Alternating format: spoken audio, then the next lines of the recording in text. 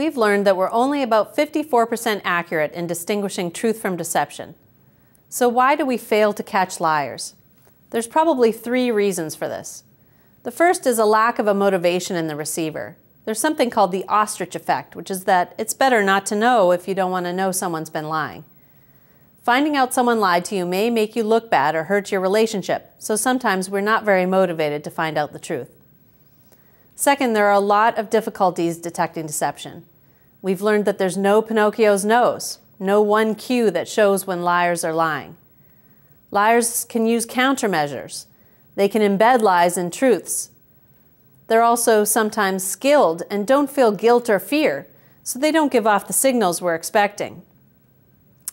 Third, errors made by lie detectors cause serious problems. Often they're just looking for the wrong cues. They can ignore interpersonal differences and think that all liars will look the same. They rely on their heuristics or biases, and they overestimate the infallibility of tools like polygraph or other devices. Another factor we haven't talked about yet is the fact that time can be a moderating variable. Deceptive behavior fluctuates over the course of an interaction, and it's harder to discriminate truth later in an interaction. Truth first is easier for the deceiver than deception first, because you get a feel for the interaction and you don't really have to lie right off the bat, which is more difficult. Burgoon and Qin examined linguistic variables in interactions where there were blocks of truthful or deceptive statements. 21 of the 23 verbal indicators that were measured showed changes from the first half to the second half of the interaction. Messages became longer, more specific, more diverse, more active, simpler, less redundant, and less immediate over time. Beginning with truth made it easier for deceivers to approximate what truthful verbal behavior is supposed to look like, and to lessen the difference between truth and deception. I'm going to offer some suggestions for how we can improve based on the vast deception literature that exists now. There are suggestions for how to conduct a good interview that show the best chance of being diagnostic. First, use an information gathering interview style rather than an accusatory style. The information gathering approach leads to more rapport and can be more diagnostic. Second, detecting deception is easiest in the first interview, and people become less transparent later on. So it's important that you really look for those deception cues early in interviews. Third, be informed about the facts of the case. If you don't really know what you're looking for when you go in, you won't know when people contradict the truth or when they contradict themselves or other stories that they've told. Fourth, let the person repeat themselves.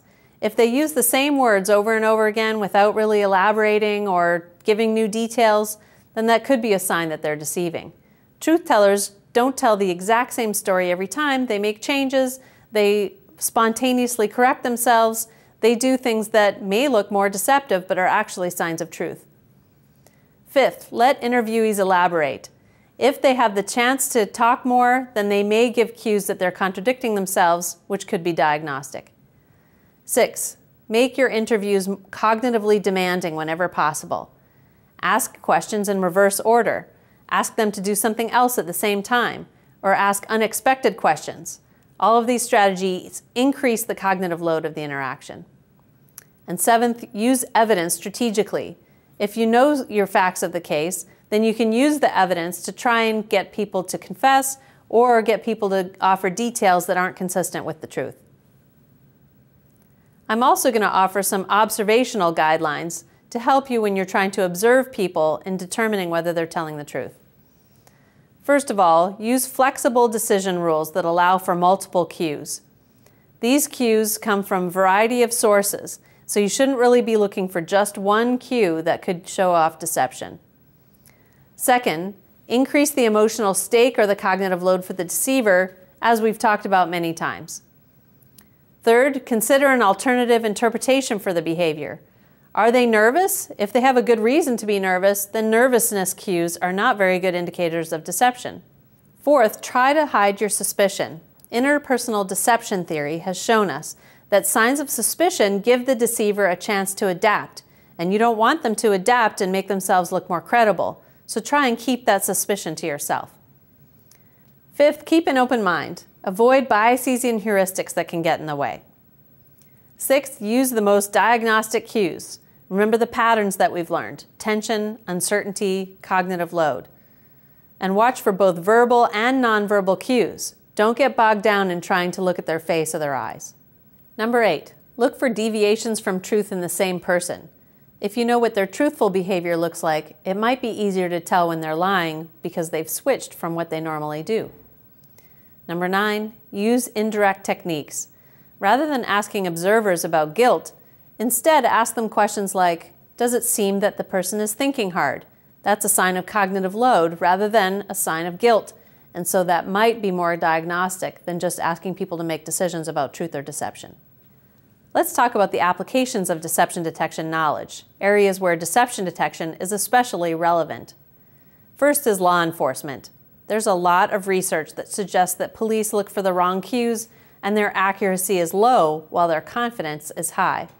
However, studies of the best interrogators suggest that they use several techniques we can all learn from. So what makes the best police interrogators accurate? First is that they actually have low confidence. They tend to underestimate their ability. If you don't go in thinking you can spot a liar easily, then you might have a better chance because you have a more open mind. Second is that they have a lot of experience. So they've been through it a lot, the interview technique is familiar to them, and this experience helps them out. They also emphasize what we call story cues, vaguenesses, and inconsistencies, rather than looking for the verbal and nonverbal cues that might be more difficult to detect. They actually tend to downplay those nonverbal cues like gaze aversion and fidgeting, which we've learned are not very diagnostic. So we can learn from what successful police interviewers do and try and use those techniques in our own lives. Another area where it might be interesting to examine deception is in organizations. Most serious lies in organizations are relatively rare and are told by only a few employees. But when people do lie, they might feel less guilt than in their personal relationships. They might think that it's just part of the game of the workplace. They might be expected to tell lies in order to get ahead. Or some lies might just become habitual. There might also be factors like your status in an organizational hierarchy, or your age, or your experience that enhance your credibility and make it easier to lie. In sales and marketing, people say that they can't detect false claims from true claims in advertising, even when we make people more skeptical.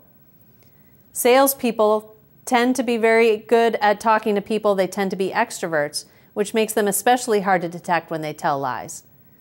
They tend to be very experienced deceivers, and they have a natural ability for lying. And they see deception as part of the game, so they don't experience very much guilt. They tend to have high confidence and low anxiety about lying as well. In addition, when marketers use deception, they tend to use the receiver's cognitions against them. For example, they use incomplete claims, and we fill in the blanks. Deodorant X goes on warmer and drier. Warmer and drier than what? Well, we fill in warmer and drier than any other deodorant, but they didn't make that claim. We've added that for them. There's also something called a claim-belief interaction, and receivers make a connection that isn't really there. If a marketer says, baked chips are made of all natural ingredients, we think that natural means healthy. All ingredients in chips are natural. It doesn't really matter if they're baked or not. But when they call it natural, we tend to associate that with healthfulness. Another area where deception might play a role in a way that you wouldn't expect is in the healthcare arena. A study by Burgoon and his colleagues in 1994 showed that 32% of patients overtly lie to their doctors, and 85% use some form of a concealment or equivocation strategy. Doctors lie too, but doctors and patients have different reasons to lie. Doctors might lie to their patients to get them to follow some treatment regimen, to protect patient health, or to protect others from potentially violent reactions to bad news. Or they might lie to patients who wouldn't understand if they told them the whole story. Patients lie as well. They might lie to save face in front of the doctor, to establish their identity, or to equalize what they perceive as a power imbalance. While you might not think that deception in healthcare is very common, it is fairly common, and so understanding why people lie in certain situations and how we can detect it can help us. Another arena where deception plays a role is in the political arena. Public lies differ from interpersonal lies in a few different ways. First of all, the target audience is broad, and that audience has multiple goals. Political leaders are expected to control information, and they sometimes use others to deliver their messages for them, which reduces their accountability. This is a problem because it develops a lack of trust in political leaders. Public lies and scandals erode public confidence. We can look at a lot of examples where this has affected the public. Nixon on Vietnam and Watergate, Clinton on his affairs, George W. Bush on weapons of mass destruction.